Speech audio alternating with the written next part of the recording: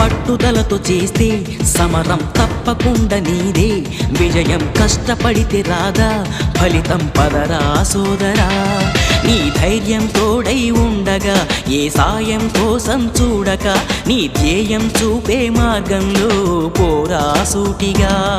ఏనాడు వెనకడుగేయక, ఏ అడుగు తడబడనీయక, నీ గమ్యం చేరేదాకా దూసుకుపోరా సోదరా.